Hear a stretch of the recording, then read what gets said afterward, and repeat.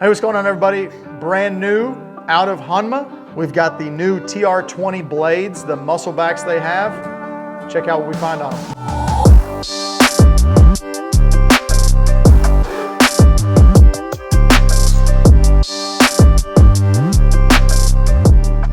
Welcome back, everybody. How we doing? Okay, that works too. We're doing fine. How are you doing? Great.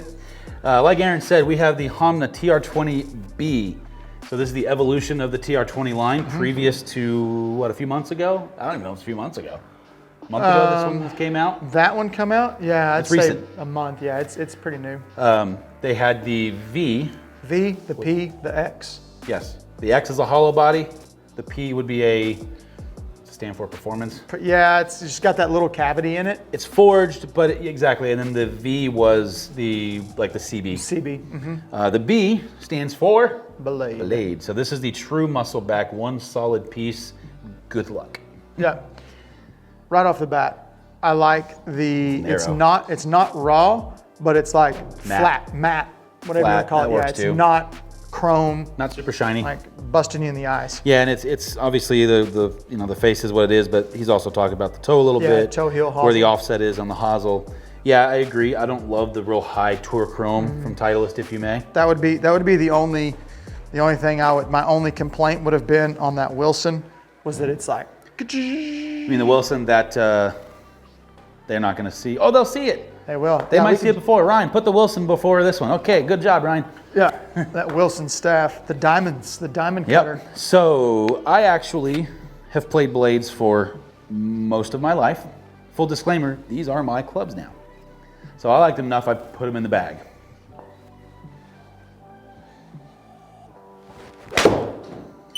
So just like the Wilson staff and the other Honma clubs we've hit, and I'm going to throw the Mizuno JPX 921 Tour into that as well. There's a real fine line in forging of soft and buttery, which is a great thing, but you lose some performance when you start to do that versus something that's super, super hard. Think back to the old school like Wilson Ultra Forge from like the early 80s, late 70s. Yeah, it's those things are hard. I mean, these are pretty good. They look, I mean, again, we've got a blade in our hand. You look down on it. If you ever get a muscle back club and you look down on it and it doesn't look like a classic club, there's no point. I don't know what the point of it is. Yeah. And if you don't look at it, I think the other thing too for me is I don't know what about it is when you put a blade down, a good blade down, but if it's not just slightly larger than the golf ball, it's like, it's the weirdest thing. Back in my Titleist playing days, to my Callaway days, I always tried Apex Pro. I tried AP2, which was on the forge, kind of technology driven. Remember, we have a ghost in the bay. He's turning lights on and off. It is Halloween, getting close to Halloween. But to me, every time I went back to a blade, whether it was the Titleist MB, on the heel, Little toey. The Callaway Apex MB more recently, all of a sudden my accuracy skies up through the roof. My ball striking does. Because realistically for me, I grew up on them. It forced me to. Shout out to Mike Taylor at Artisan. He said the tool dictates the golfer. Whenever you give somebody a fat-soled club and your lead high is all crazy, it's going to make you want to try to dig down into this stuff. You get something that just sits good. You know, if you dig down into it, it's going to keep on. It's going to keep on digging. Until it doesn't. Yeah. And that equals a broken wrist. Or just let go of the club. So I know our biggest thing that we always like to talk about and where we differentiate ourselves, words are hard. There we go. Against other reviews is we always like to kind of talk about who this is meant for. Right out of the gates, not everybody. I'm going to say less than probably 5% of the golfing population. Yeah. If you are not a very good ball striker, do not. Yeah, it's not worth it. Yeah, it's gonna be a struggle. The struggle is unless you just have money to burn and you want a really good training aid. Yeah, sure, have at it. Get you one right there.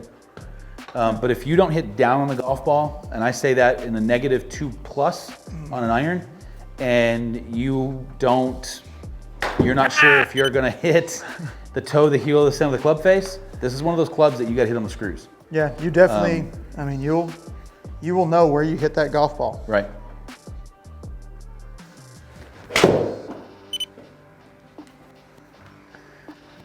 All right, let me swing one on the golf club. Hit it in center. Because that one was really good, so you're gonna end on it. Again, I cheated. These are built for me. I went with a heavier shaft. I normally go Project X flighted like 6.5s or 7.0s.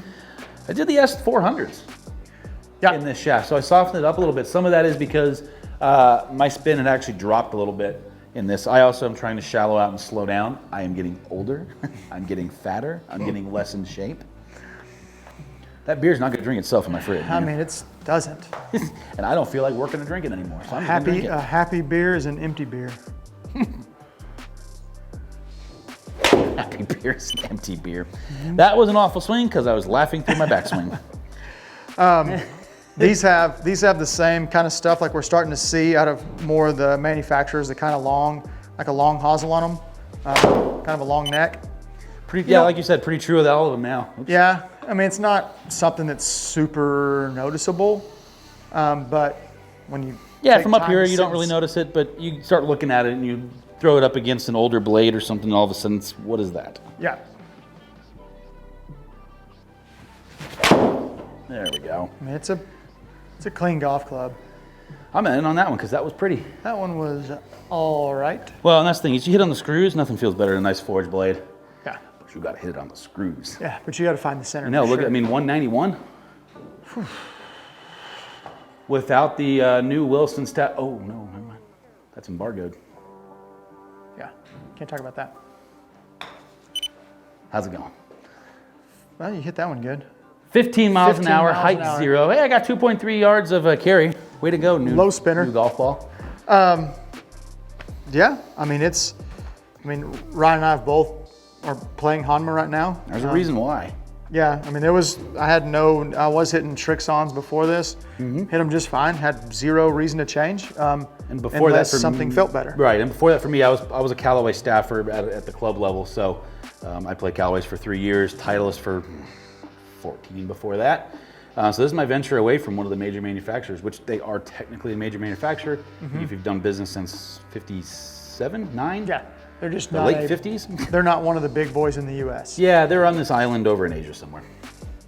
But yeah, no, it's made in Japan. I mean, to my knowledge, I believe the forging guys that came over were from Mira. Yeah. Or one of the guys, like the founder. I don't know if so yeah, you've got the like that good Japanese forging that you get out of Mira and Honma. Oh. And Mizuno. Mizuno's got a good forging process too. Is it from Japan? Don't quote me. Somebody will tell me I'm absolutely wrong. I mean, never mind. It's probably going to be me or BJ. That's just fun for me. But yeah, no, I mean, again, player's iron. It's super skinny, super skinny, super skinny. Yeah, thin. Yeah, there's not a lot of room for error in this, and if you do error, owie. Yeah, you know it. But that's it's good. I like the Honmas. I like what they're doing. Their sales staff's coming out. They're starting to move. They're definitely moving a little more product, trying to make a little more of a presence in the U.S. A shout out to how they're built. They're built more like the PXG model, where they employ master fitters in certain areas. They are still a little bit wide right now, but as they gain some traction, they shrink those areas for the guys. And they really want everybody to go through that fitting process to make sure that they get exactly what is right for them. Yeah, you might be dead set on this iron. They might be dead set on you not having this iron. They will still sell you the iron, but they're at least going to get as close as they possibly can to you. Yeah. To give you the best fighting chance you got. So 3 and belows, come on. 4s and up, good luck. That's a pretty true statement. But cool, yeah, check it out. Find your people around there. Like I said, Honma kind of holds on to that brand exclusivity, I guess you could call it, or whatever. So like Ryan was saying, they send their fitters out to you. Over here, our guy will come in, bring the truck, bring everything they got. They're Actual doing tour band. Yeah, they'll do their fitting days everywhere. So find one, get online, check the link below for Honma, and reference our videos. We get a cut if you buy stuff. Yes. I don't know if we actually do or not.